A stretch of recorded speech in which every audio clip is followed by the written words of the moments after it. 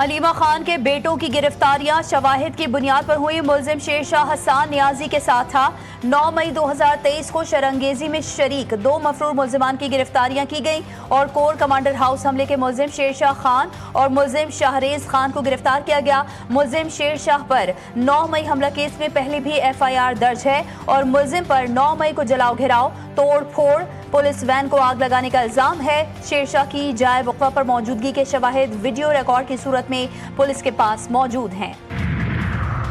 مذاکرات کی بھیک نہیں مانگیں گے، بھارت سے تعلقات میں ہم کلیئر ہیں، ان کے ساتھ اب برابری کی سطح پر بات چیت ہوگی۔ چیئرمین PCB محسن نقوی نے لاہور میں میڈیا سے گفتگو کرتے ہوئے کہا کہ قومی ٹیم کے سلیکشن میں ان کا کوئی کردار نہیں۔ سلیکٹرز اور ایڈوائزری کمیٹی طویل مشاورت کے بعد کھلاڑیوں کی شمولیت یا انہیں باہر کرنے کا فیصلہ کرتی ہے۔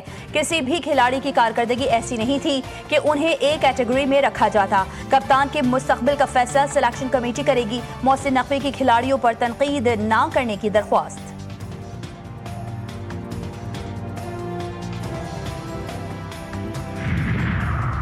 اور انسداد پولیو مہم بے اثر، ملک کے 75 سے زائد اضلاع کے ماحولیاتی نمونوں میں پولیو وائرس کا انکشاف۔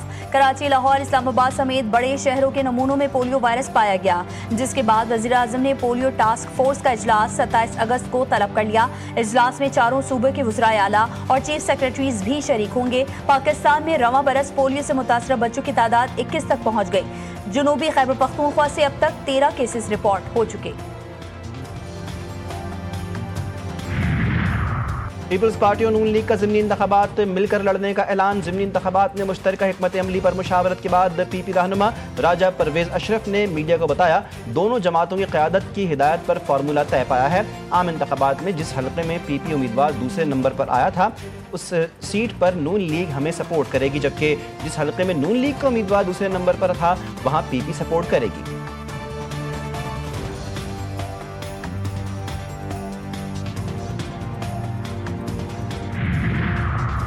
اور کراچی سے را کا خفیہ نیٹ ورک پکڑا گیا۔ شہر میں سیف ہاؤس کی موجودگی کا انکشاف۔ محکمہ انسداد دہشت گردی نے 8 جولائی کو گرفتار کیے گئے 4 بھارتی ایجنٹس کی دہشت گردی کی کارروائی کی سازش بے نقاب کر دی۔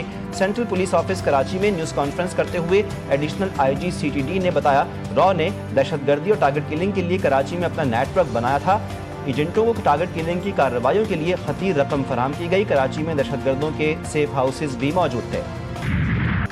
بلوچستان کی ترقی پاکستان کی ترقی ہے۔ گڈ گورننس اور عوامی شمولیت ترقی کی بنیاد ہے۔ فیلڈ مارشل سید عاصم منیر نے واضح کر دیا، کہا پاک فوج عوام کے شانہ بشانہ کھڑی ہے۔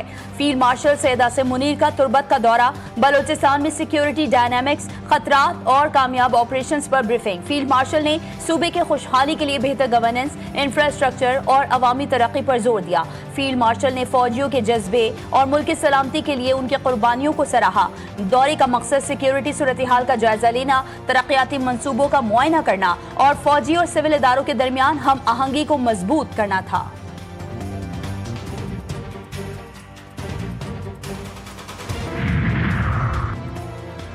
وزیر خارجہ اسحاق ڈار تاریخی دورے پر بنگلہ دیش پہنچ گئے۔ پاکستانی سفیر اور بنگلہ دیشی سیکرٹری خارجہ نے ان کا استقبال کیا۔ نائب وزیر اعظم ڈھاکہ میں اہم بنگلہ دیشی رہنماؤں، چیف ایڈوائزر پروفیسر محمد یونس اور امور خارجہ کے ایڈوائزر محمد توحید حسین سے اہم ملاقاتیں کریں گے۔ ان ملاقاتوں میں دو طرفہ تعلقات کے تمام پہلوؤں کے ساتھ ساتھ علاقائی اور عالمی امور پر بھی تبادلہ خیال کیا جائے گا۔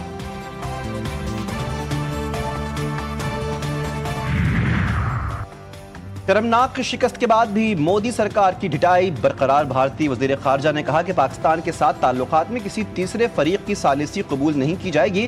امریکی صدر ڈونلڈ ٹرمپ کا طرز حکمرانی اور خارجہ پالیسی اختیار کرنے کا انداز ماضی کے تمام صدور سے نمایاں طور پر مختلف ہے۔ ٹرمپ نے خارجہ پالیسی کو عوامی سطح پر نہ صرف موضوع بحث بنایا بلکہ اسے اپنی سیاسی حکمت عملی کا اہم ہتھیار بھی بنایا۔ امریکن صدر پر تنقید کرتے ہوئے جے شنکر بولے، ٹرمپ اکثر سوشل میڈیا کے ذریعے عالمی رہنماؤں کو براہ راست مخاطب کرتے ہیں، تجارتی معاہدوں پر کھلے عام تنقید کرتے ہیں اور کبھی کبھار سخت بیانات کے ذریعے عالمی سیاست میں ہلچل پیدا کرتے ہیں۔ موسمیاتی تبدیلیوں کے باعث گلگت بلتستان شدید متاثر، غزر میں سیلاب اور land sliding, Gilgit Shandur road مکمل طور پر بند۔ ڈپٹی کمشنر دیامر نے دریائے سندھ کے قریب 200 میٹر کے اندر جانے پر دفعہ 144 نافذ کر دی۔ وزیر اعلیٰ گلگت بلتستان کا ضلع غزر کے متاثرہ علاقے تاری داس کا دورہ، متاثرین سے ملاقات کر کے فوری ریلیف کی ہدایات۔ خیمہ بستی میں منتقلی مکمل، پانی، بجلی اور رابطہ سڑکوں کی بحالی کے احکامات جاری، متاثرین کے لیے محفوظ اور مستقل متبادل ولیج کے قیام کا فیصلہ۔ پورے والا میں دریائے ستلج سیلاب کی خطرناک صورتحال، پانی کی سطح میں مسلسل اضافہ، این ڈی ایم اے نے خطرے کی گھنٹی بجا دی۔ ہیڈ گنڈا سنگھ والا پر پانی کا اخراج 2 لاکھ کیوسک تک جا سکتا ہے۔ آئندہ 24 گھنٹے میں 80,000 کیوسک کا ریلا بورے والا سے گزرے گا۔ مقامی زمینداروں نے دربار حسین شاہ موزہ مڈھر پر غیر قانونی بند باندھا جانے لگا۔ موزہ گاہی شاہ اور موزہ رحیم شاہ کی آبادیوں میں خطرہ، علاقہ مکینوں نے اپنے گھروں کے گرد مٹی ڈالنا شروع کر دی۔